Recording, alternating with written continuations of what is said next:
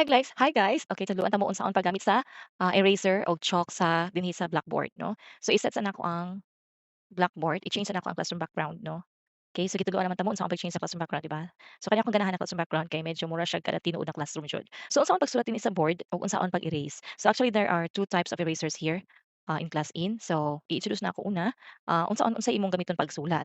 Okay? So una-una kani letter T diri, kita kaani sa vertical icons nga nakalinya diri. So makita nimo diri na way laing letter T. Kay i-click mo na siya, okay? So naay number unsa kadaka imong chalk or letters na imong isulat, 10 to 64 pinakadako. So dili siya pwede nimo ma-edit nga mahimo na siyang 11, 12 diri. So mao gani siya ang mga font na pwede nimo pilian, 10, 14, 18, 24, 48 ug 64. So let's try number 10. So man siya. Handy. Okay. Ang ginagamit ako is red. Labo na pag naatong kuan. Depende lang ikaw maggamit kung sa colors imong chalk, white or red lang na akong ginagamit, white or red. Depende sa colors sa material, no? Say for example, magkuha og material diri ha. Mm. Okay. Wait. Okay, kani. Okay.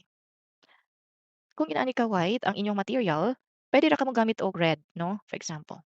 Kay klaro kay siya, no? Kay, kung white di na siya maklaro kay white naman daan ang kuan material. So puwede po siya yellow, pero wa jud ko gagamit ng yellow. It's either red lang ug kuan, red or white. Depende kung dark ang background, ang material medyo dark ang iyang print, ang gigamit ako white. Pero kasagaran light lang man ang iyahang mga prints, so red jud ang ginagamit kasagaran, no? Kay mas maklaro man siya. So let's try natong white nato, for example. I-erase na nato siya, ha. So duha ka klase ang eraser na kung ang imong gisulat is inani kanang fix na mga words, dili siya ang eraser niya duha kani siya, okay, o kani, no? Kani nga eraser, pwede naman siya pagamyon, nakagamay siya, di siya maklaro wait tong kuanon.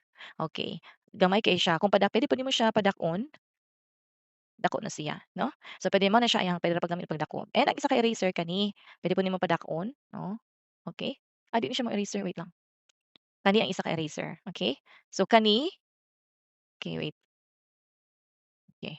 Ang eraser kay, um, okay, kani siya, okay,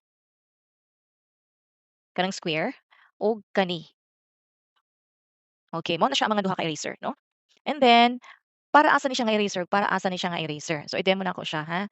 Kani siya nga eraser, kaning square nga eraser, gamit na siya para sa mga letters kani, okay kanang magsulat ka og letters. For example, okay napadako na ko ang font 64 kay para mas klaro jud. Okay, Andy. Okay, white akong gamiton kay mas komportable ko sa white kay blue ang background dark, okay? So Andy. Okay, so for example kana. Karon gamiton akong eraser kani siya nga eraser akong gamiton, dili jud na siya ma-erase, no? Pero so kani ang ginagamit ako nga eraser para pang-erase ana. I-click ako diri, drag na ako dinhi para ma-cover siya. Then naay mogawas nga kani trash bin, ibig sabihin delete, no? Puwede pod siya for example nagsulat na ko diri, ibalik nimo siya, magsulat na pud ka, balik nimo siya diri. I-click nimo siya balik kay kung dinha i-click di ka makasulat ana dinha. So ibalik jud nimo permanente diri sa T para makasulat ka balik. Andi, okay?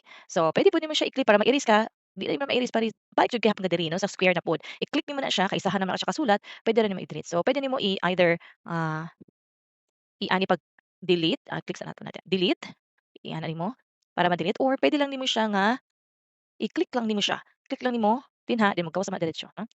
For example, daghan kay kag gisulat, no? Daghan kay kag gisulat niya lahi-lahi og kanang kuan pagbuhat sa for example, I am a girl, boy, for example, bat, okay? Cat. Yan na pa jud kay mga bagis kuan. Daghan kay siya di na siya maklik na kaisahon lang, no? So ang imong buhaton kani gihapon square, dili ka magsugod kanang kanang diri dapit maabot dinha o kanang maabot dinha, no? Kay parinig ana nimo ma-cover tanan. Then boy i-right click nimo siya left click, then delete hold lang nimo left click hold ayaw boy then pagkahuman pag maabot na ka diri ma-cover na tanan, boy ano nimo release, no? Release lang nimo, no? Then pagkahuman delete nimo. So ma-delete na siya at once, no? Pwede pud kung gusto lang kang isa-isahon og delete, for example bat, tapos sulta po diri cat, tapos dog, and then hat ana. Puwede naman isa-isahan ra pud nimong delete, click nimo delete or click nimo ning delete diri sa keyboard, para mas dali isa-isa. Pero mas dali gito i-drag lang nimo siya tanan, no, para maisa lang gyud siya delete ana, cover tanan. Okay, so mo to siya, ang kaning eraser nga isa, magamit nimo siya sa mga baglis-baglis. For example kani, 'pag mag-line ka for example naa kay lesson, no, okay, dako na 'to. Pagamyo nato ni be kay di ko ganahan dako. Ana, para cute lang kayo siyang linya. So for example, ay tama-tama lang nato kani. Okay, parang dako. Okay, for example, ipabasa, okay, please read this, Sarah. Where were you yesterday? Okay. Tapos gusto na nimong i-erase, no? Or kanang, okay, what's this? Okay. Okay, what's this? Magtanaw mo siya. Oh, that's a roller coaster. Okay, now, how about this one? Okay, Kani, how about this one? What are they doing? Where are they? Okay?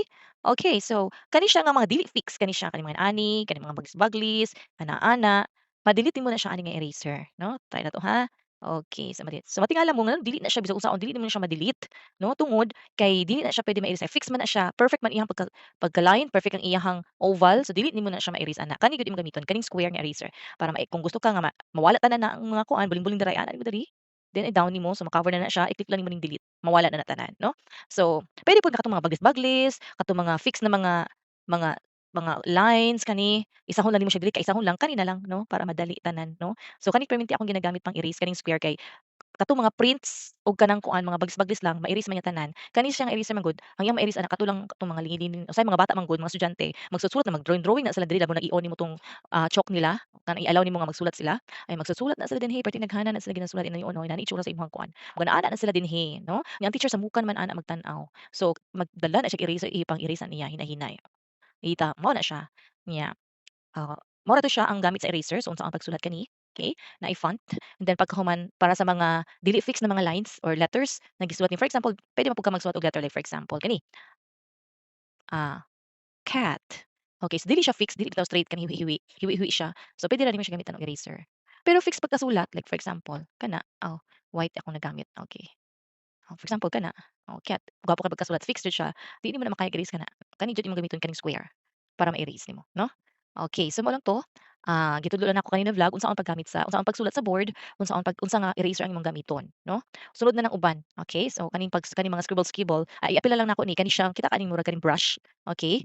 Ikatulog ka sa taas, kaning brush mo na siya ang ginagamit sa pagkuan kanang line, no? For example, ang anaon nimo estudyante nga, okay, basahan ni siya, okay. Unsaon nimo ni siya pa, how do you read this? Ilinyahan nimo kung para kabalo siya asa ang imong ginapasabot nga basahon niya, no? So, puwede ka magpili og kanang linya nga kani, kay mas ganahan ko ani kay puwede nako siya, o kani, "Okay, so what is this? An airport." Okay. How about this? Where is this? In the carnival. Okay. So mo na siya. Mao ni siya ang gamit nani. Pero kaning line, puwede lang siya pagtudlo-tudlo, like fix na siya, dili siya mahiwi-hiwi nimo or malingin-lingin, kay fix na siya, linya straight lang gyud na siya. "Okay, do you know what this boy is holding?" He's holding milk. Okay, so specific lang siya bawal pero wala ka nabagbuhat og araw. Kung gusto ni, how about this? What is this? Oh, it's a roller coaster ride. Butangan nimo og araw-araw. Para sa fix, no? Okay, so dili nimo siya kaning straight line, dili mo siya pwede na makalimot ka. Uskoy say makalimot ko. So imong gamiton kung gusto ka circle og kuan, pwede kani. Okay. For example, baba ta diri. Okay. Okay, what time is this? Okay. So fix siya nga circle. Pwede pud square ang gamiton. Okay. Okay, how about this? What time is this? Okay. So ana siya. So pwede ka magpili unsa na lines imong gustong gamiton, no? And colors. Unya unsa ka dakon pod. For example, baga-baga jud nga line kana. Baga-baga. Kanang di maminaw niya. Wala naman estudyante sila quiz. Okay. Where? Okay, this one, this one. Dako kayo siya di niya makita, di ba? Okay. So ana na siya. So akas pero ako gagamit na kanako ra jud kayo siya. Kanira jud ana, no? Or kaning gamay kaayo depende. Okay. Ana pa di ay ang isa ka kuan kani siya, gamiton nimo siya sa kanang dili siya kanang broken lines. For example kana, dili siya para lang sa mga, let's say, okay, kani. Okay. So duha di siya ka type of lines kung gusto ka straight lines lang, for example straight line ana, kani imong gamiton. Pero gusto ka kanang design nga broken lines, okay, kana imong gamiton. Okay, for example kani broken line nga straight line, okay. Puwede pod kani broken line nga circle, ana. Broken line nga square, okay, puwede ka ana magamit. Pero ako gagamit ana, kanira gid akong straight line kani. Okay, so mao lang 'to ang akong itudlo sa inyo ha karon. So ang paggamit aning eraser o kung saan pagsulat o kung saan pag-scribble, no? Unsay gamiton nga pang linya, okay? And then, so kato lang and daghang salamat and see you on my next vlog.